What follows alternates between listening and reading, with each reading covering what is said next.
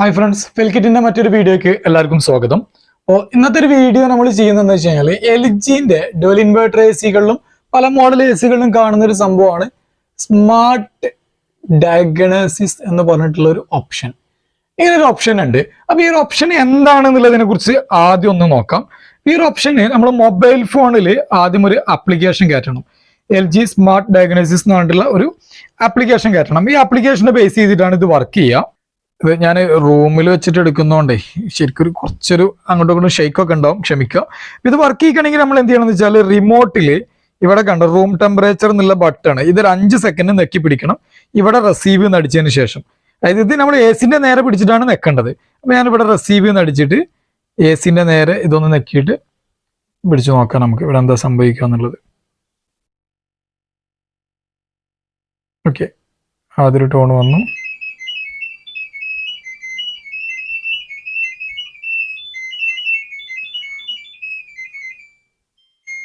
Data analyse ചെയ്തവ data വന്നു.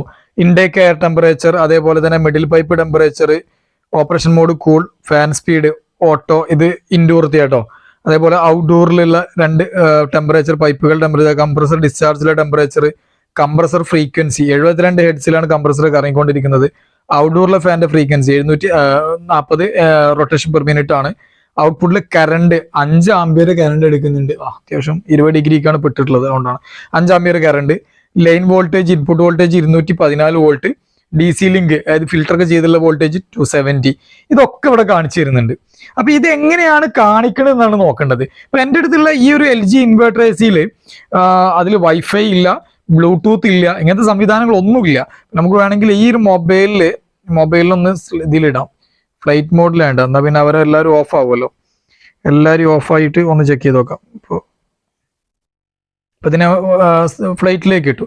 ഇപ്പോൾ വൈഫൈ, മൊബൈൽ ഡാറ്റ, ബ്ലൂടൂത്ത് എല്ലാം ഓഫാണ്. ഇനി നമുക്ക് ഇത് ഇതേപോലെ കിട്ടുന്നുണ്ടോ എന്ന് നോക്കാം.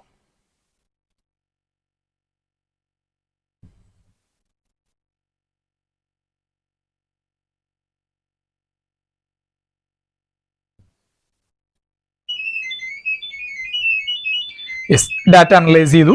ഇവിടെ നമുക്ക് ആ ഡാറ്റ ഇപ്പോൾ കാണിക്കും. അതായത് വൈഫൈയോ ബ്ലൂടൂത്തോ അല്ലെങ്കിൽ മറ്റുള്ള ഈ നെറ്റ്വർക്കോ കാര്യങ്ങളോ ഒന്നും വേണ്ട. പക്ഷെ ഇവിടെ കണ്ട ഇപ്പൊ ഇവിടെ ഫെയിൽ ആവാൻ വേറെ കാരണമുണ്ട്. ഒന്നുകൂടെ ടെസ്റ്റ് ചെയ്യാം. ഇപ്പൊ കാണിക്കാം നമുക്ക്.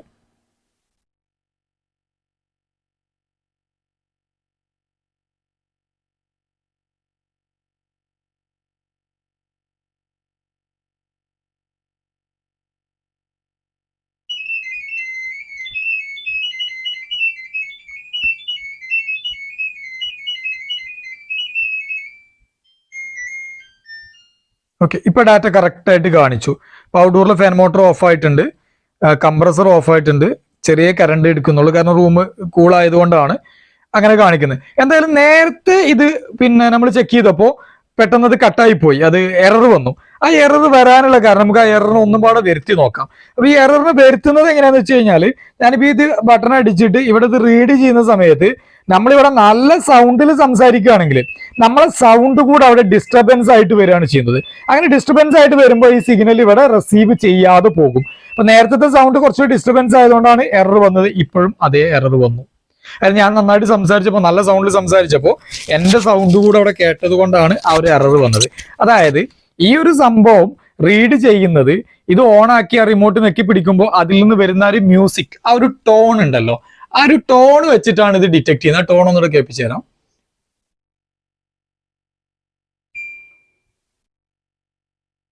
ഇപ്പൊ വരും.